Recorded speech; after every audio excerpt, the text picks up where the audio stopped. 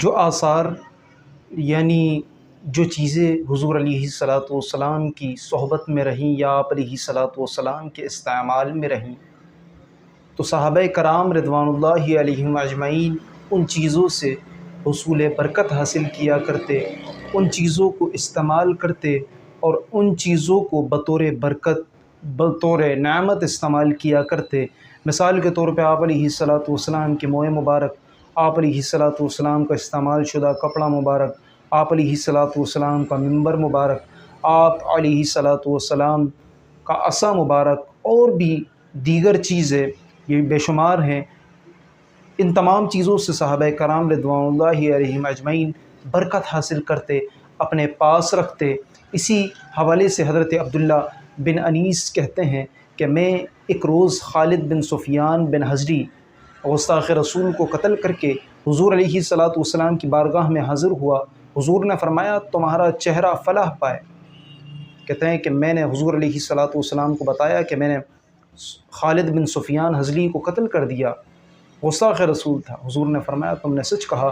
پھر حضور علیہ الصلاۃ والسلام اٹھے اور مجھے اپنے ساتھ اپنے کاشانہ اقدس میں لے گئے اور وہاں جا کر مجھے ایک عصا مبارک عطا کیا اور مجھے کہا کہ اسے اپنے پاس رکھو۔ کہتے ہیں کہ جب میں نے وہ اپنے پاس رکھا، اس کو لے کر میں باہر نکلا، لوگوں نے سوال کیا کہ یہ کیا ہے؟ میں نے کہا کہ یہ عصا ہے، یہ ڈنڈا ہے، یہ لاٹھی ہے۔ تو کہتے ہیں کہ لوگوں نے کہا کہیں حضور اس کو واپس تو نہیں لیں گے؟ تو کہتے ہیں کہ میں پھر حضور علیہ الصلاۃ والسلام کے پاس گیا اور حضور سے عرض کی یا رسول اللہ یہ مجھے کس لیے عطا کیا؟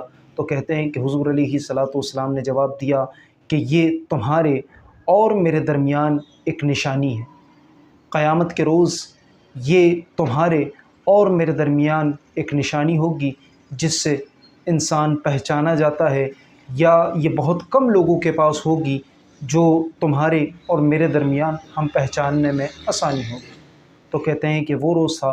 اس کے بعد حضرت عبداللہ بن انیس نے اس عصا کو ہمیشہ اپنے ساتھ رکھا، اپنی تلوار کے ساتھ باندھ لیا، اور اسی حالت میں آپ کا وصال ہوا۔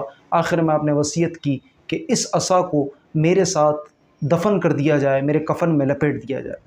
تو یہ تو حضور علیہ الصلاۃ والسلام کے آثار کی برکت تھی، لیکن اسی کے ساتھ ساتھ جنہوں نے آقا کریم علیہ الصلاۃ والسلام کے آثار کی بے ادبی کی، ان کی گستاخی کی، ایک جہجہ غفاری تھا، اس نے حضور علیہ الصلاۃ والسلام کے عصا کو لے کر اپنے پیر سے توڑنے کی کوشش کی، تو صحابہ کرام نے شور مچایا تو وہ رک گیا، لیکن اس کا نقصان یہ ہوا کہ اس نے صرف کوشش کی تھی، اس کے پیر پر ایک ناسور قسم کا پھوڑا ہوا دانہ ہوا اور اسی میں اس کا پیر کٹ گیا اور 1 سال کے اندر اندر ہی وہ شخص مر گیا۔